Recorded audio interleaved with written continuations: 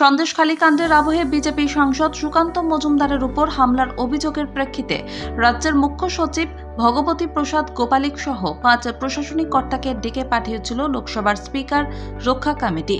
তাতে স্থগিতাদেশ দিল সুপ্রিম কোর্ট। সংসদীয় কমিটির তলবের বিরুদ্ধে সোমবারই সুপ্রিম কোর্টের দ্বারস্থ হয়েছিলেন মুখ্য সচিব।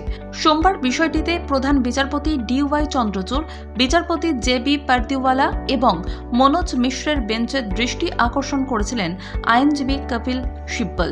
আইনজীবী অভিষেক মনু সিংঘভিও দৃষ্টি আকর্ষণ করেন। তারপরেই স্থগিতাদেশ জারি করে শীর্ষ আদালত। সংশ্লিষ্ট সব পক্ষকে নোটিশ দেওয়ার নির্দেশ দেওয়া হয়েছে। মুখ্য সচিব ছাড়াও রাজ্য পুলিশের ডিজি রাজীব কুমার, উত্তর 24 পরগনার জেলা শাসক শরৎ কুমার দ্বিবেদী, বসিরহাট পুলিশ জেলার সুপার হোসেন মেহেদির রহমান এবং বসিরহাটের অতিরিক্ত পুলিশ সুপার পার্থ ঘোষকে তলব করা হয়েছিল। 19 ফেব্রুয়ারি সোমবার সকাল 10:30টায় কমিটির সদস্যদের মুখোমুখি হতে বলা হয়েছিল তাদের। তার আগেই সকালে সুপ্রিম কোর্টের দ্বারস্থ হল মুখ্য সচিব।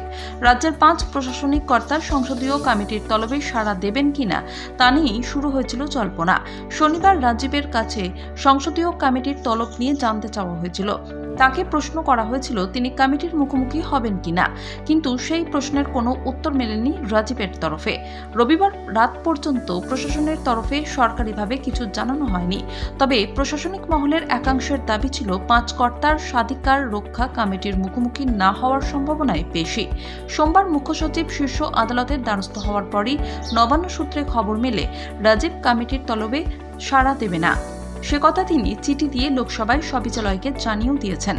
গত বুধবার সন্দেশখালী যাওয়ার পথে বাধা পেয়েছিল সুকান্তরা।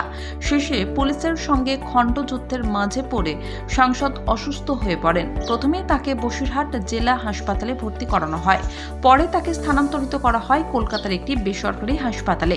সুকান্তের অভিযোগ ছিল তাকে হেনস্থা করা হয়েছে, তাতে তার প্রাণ সংশয় হতে পারত বলে লোকসভার স্পিকার ওম বিড়লাকে দেওয়া চিঠিতে দাবি করেছিলেন সুকান্ত। তারপরে রাজ্যের 5 কর্তাকে তলব করে লোকসভার স্বাধিকার রক্ষা কমিটি। সন্দেশখালী কাণ্ডের আবহে বিজেপি সাংসদ সুকান্ত মজুমদারের উপর হামলার অভিযোগের প্রেক্ষিতে রাজ্যের মুখ্য সচিব ভগবতী প্রসাদ গোপালিক সহ 5 প্রশাসনিক কর্তাকে ডেকে পাঠিয়েছিল লোকসভার স্পিকার রক্ষা কমিটি। তাতে স্থগিতাদেশ দিল সুপ্রিম কোর্ট। সংসদীয় কমিটির তলবের বিরুদ্ধে সোমবারই সুপ্রিম কোর্টের দ্বারস্থ হয়েছিলেন মুখ্য সচিব। সোমবার বিষয়টিতে প্রধান বিচারপতি DY চন্দ্রচূড়, বিচারপতি JB পারদিওয়ালা এবং মনোজ মিশ্রের বেঞ্চের দৃষ্টি আকর্ষণ করেছিলেন আইনজীবী কপিল সিব্বল। আইনজীবী অভিষেক মনু সিংঘভিও দৃষ্টি আকর্ষণ করেন। তারপরেই স্থগিতাদেশ জারি করে শীর্ষ আদালত।